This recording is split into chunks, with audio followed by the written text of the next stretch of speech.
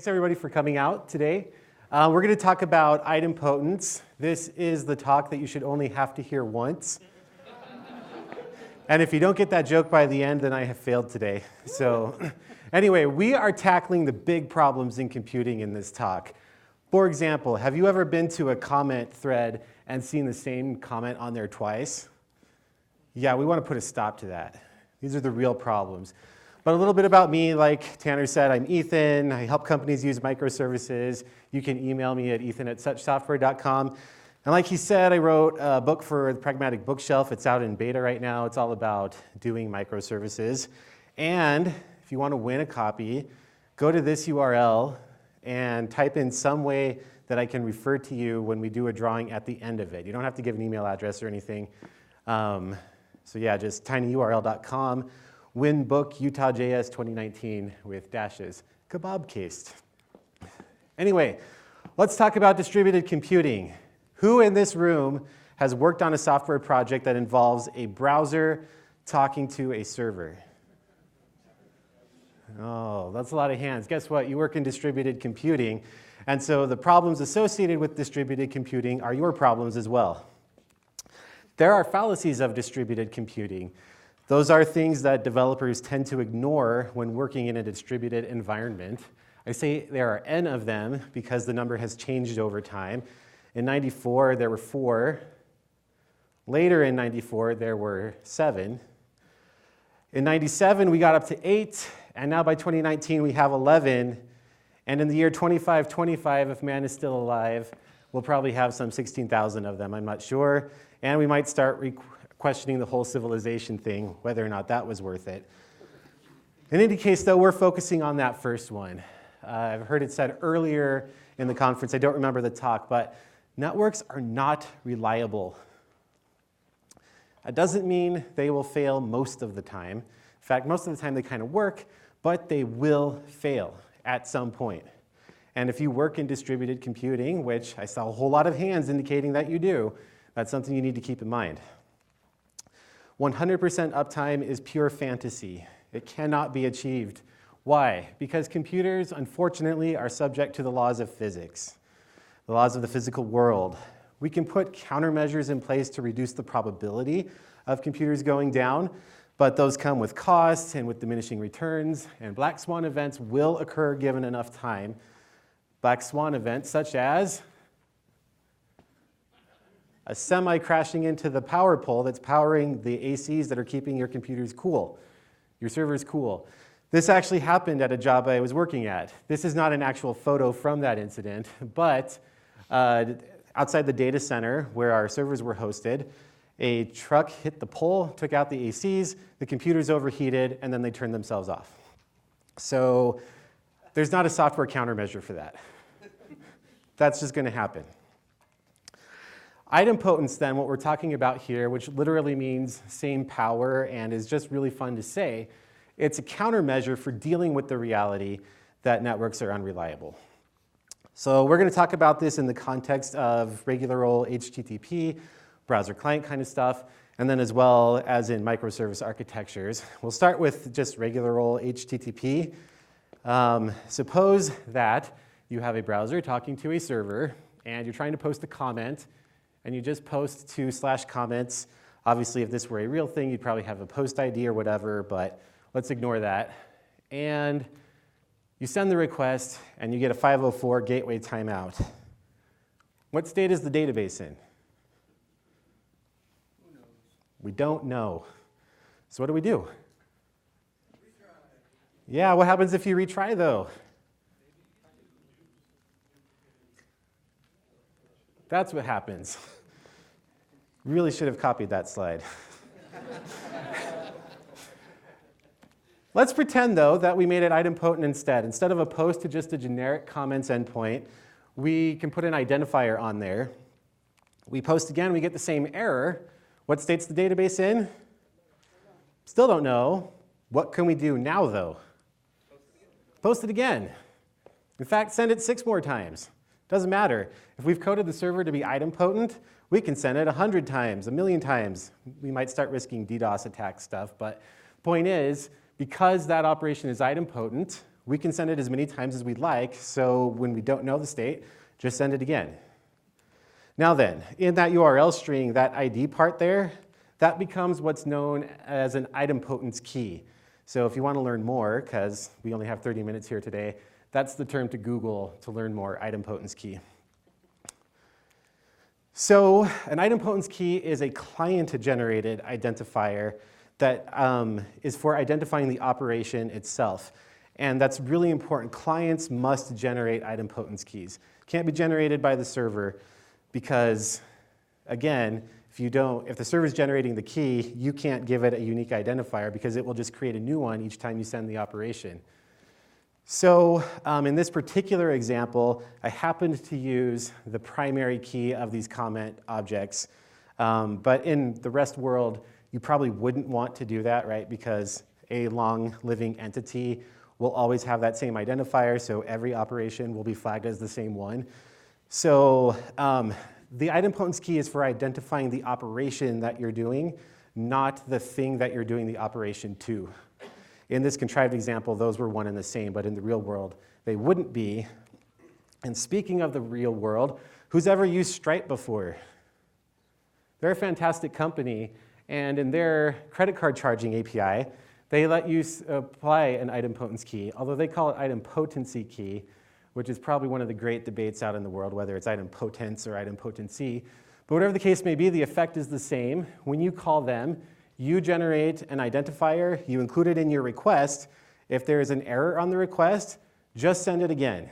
Not a problem, because they will handle it for you, making your life easier and also probably their life easier, because now they don't have to try to detect using just all this stuff whether or not they've run that charge before. So yay Stripe. Yeah, yay Stripe. Oh yeah, you supply that. Properties of idempotence keys, they can really be anything. I tend to use UIDs for that. The second point's kind of obvious. Don't reuse them. That defeats the whole point. They can be derived from the actual data of your request, but if you are the endpoint receiving an operation with an idempotence key, don't try to read any additional meaning into it. It's just an opaque identifier that says this request has a name and it's that ID. So let's talk about microservices, which is something I never shut up about. First of all, that's still no moon. That's a Venn diagram. And as long as Utah.js keeps accepting talk proposals for me, I'm going to keep using this slide, dang it. But the truth is, with idempotence, it's kind of more like that. Because for microservices to work properly, they have to be idempotent. So let's talk about what I mean when I say microservices. It all starts with monoliths. A monolith is a data model. Okay? It's not a code organization. It's not a deployment strategy. It's 100% a data model. Here's kind of a hypothetical users table. And we can kind of identify 4 different domains to the data in there. What operation can you imagine that requires all of those points of data to be available at the same time? I can't think of any one that needs all 4 of those with transactional consistency. Therefore, that means I have mixed domains. I've put them together in one monolithic view of something. That's what a monolith is. And if you have a monolith, and let's say that table is right up here in this user's concern, this is all one program, one process. Those lines are function calls, because that's how things in the same process talk to each other. If I take that table and put it on a different server, it's still a monolith. It's just a distributed monolith. Now those lines are HTTP calls, and all else being equal, which would you rather deal with, a function call or an HTTP call? Function call, yeah, me too. So then, what this is lacking is autonomy. Services are autonomous. What do I mean by that? They aren't web APIs. You wouldn't find an Express server in a service. They aren't databases. They don't have GET APIs. And architecturally speaking, things with GET APIs are databases, even if they have HTTP in front of them. And a service is not just a database table behind an API. To achieve autonomy, services communicate with what we call asynchronous messages. Those come in 2 flavors, commands and events. These three are events, and you know they are because their type is in the past tense. Events are records of things that have happened. This one is a command, and you can tell that it is because its type is in the imperative mood. Publish a video. You are telling something to do something. And you as the system designer, you come up with those names. We organize messages into streams. Those are just logical partitions of the messages. For example, this is a stream identifier, a stream name, we'd call it. And in that stream are two events, one that a video was published, one that it was named. That's event sourcing, by the way, if you've heard that term. All it means is we source the state of something from a series of events that have occurred. If we draw boundaries around streams, that's what we call a service. So for example, if we had a video publishing service, it would be the only thing that's allowed to write to video streams, okay? Because it is authoritative over videos. That is what makes it a service. This video : command, streams that begin with that are an inbox for commands that only this service processes. We can draw a similar boundary around the email event and call that an email service. And so a system made of components built this way ends up looking kind of like this. Happy users, because we are professionals who delight our users and customers. We have services. I put them as lightning bolts because they are action-packed. If you've ever been hit by lightning, you know what I mean.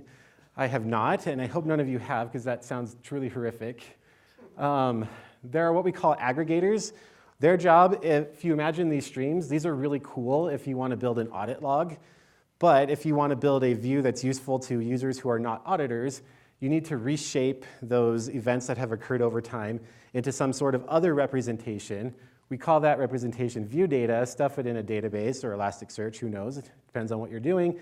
And then applications, which are where your Express servers live, or Happy if that's your thing, or if you're not in the Node world, Rails, Django, whatever, read that view data and display it to our happy users. The red arrows indicate the flow of messages. In the center of it, there is a message store. And I say store because essentially it's a database optimized for storing messages. Kafka, RabbitMQ are not message stores. They are message brokers, message transports. I'll give some examples of message stores at the end, but what I typically use is Postgres with a messages table. And so the applications, they publish commands and events. Services publish commands and events and consume them. Aggregators consume events only. Why? Because commands are requests to do things. Events are the things that have happened. So commands are not part of the system state. And they reshape them into view data. And that's not message-based. That's just the app server querying the database or whatever. That's a fire hose. Normally that would take like an hour or two to go over, and we just did it in like 5 minutes. So let's now get into the idempotent stuff. These messages that services consume, we say that they handle them. So what we have here is on a command stream for this hypothetical video publishing service with a lightning bolt. It is receiving a publish video command. This message would have a whole lot more in it than just the text publish video. I'm kind of glossing over what the actual payload of it would be because we don't need it for right now. And this is the corresponding entity stream, we call it, where any state for this video would be published. So what do we do when we're handling a message? Well, we make a decision. To do that, we need to know what is the current state of the video that this command is acting on. And the process by which we turn this list of events into a current state representation, that's called a projection. So we say that services project streams into entities. How does it do that? Well, it starts at the first event in the stream. Sorry, take one step back. We have what does this entity look like if we have seen no events? So what's the initial state? It's like running a constructor and then doing nothing else to the object. So if we have not seen any events, we don't know what the ID is. It clearly hasn't been published, and for whatever reason in this system, all videos get named untitled until the user has actually named them. So the projection process then, who here has worked with Redux? This is gonna look real familiar then. We start at the first event.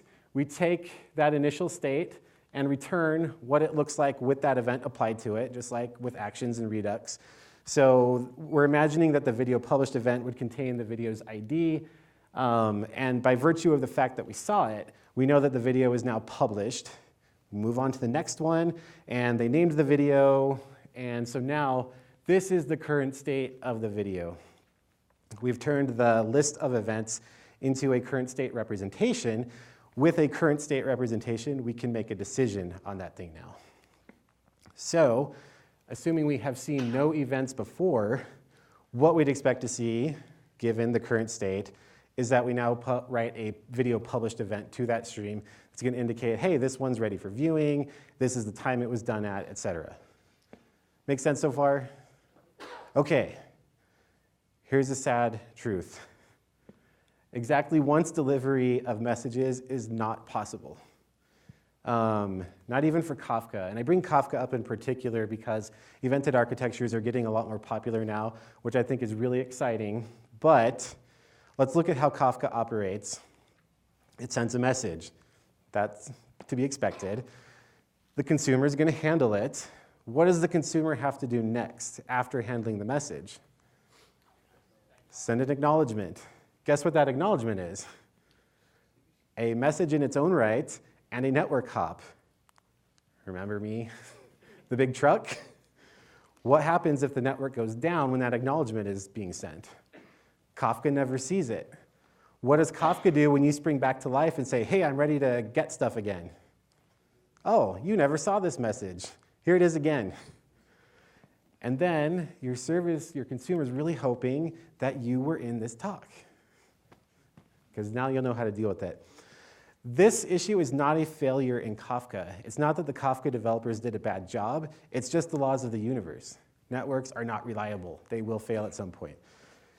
So services will encounter the same message more than once. And by the same message, I don't mean that a day later, someone somehow managed to get a publish video command against this video written again. What I mean is literally the exact same message. Messages will have a unique identifier.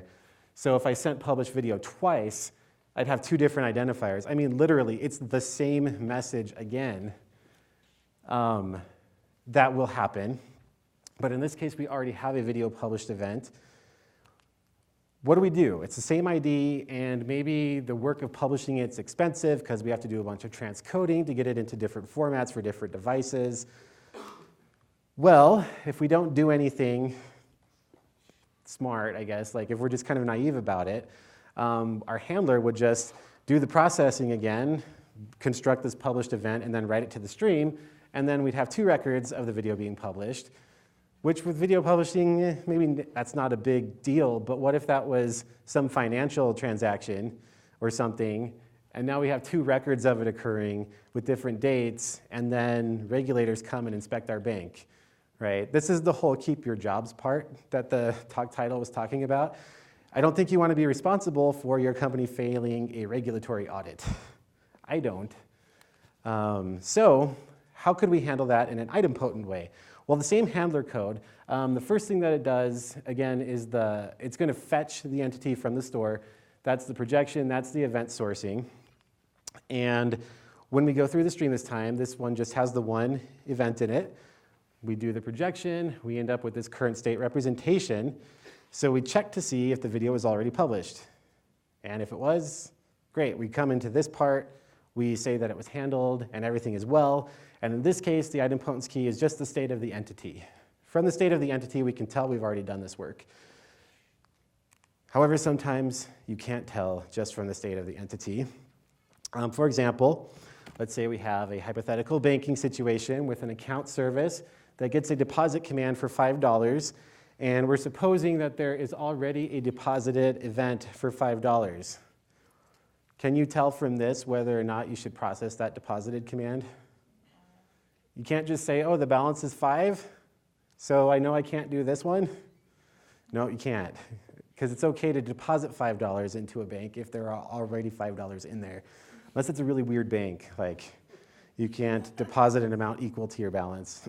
Anyway, what would happen then, of course, we would project the stream, and this is a different stream, even though it has the same identifier, just bear with me there.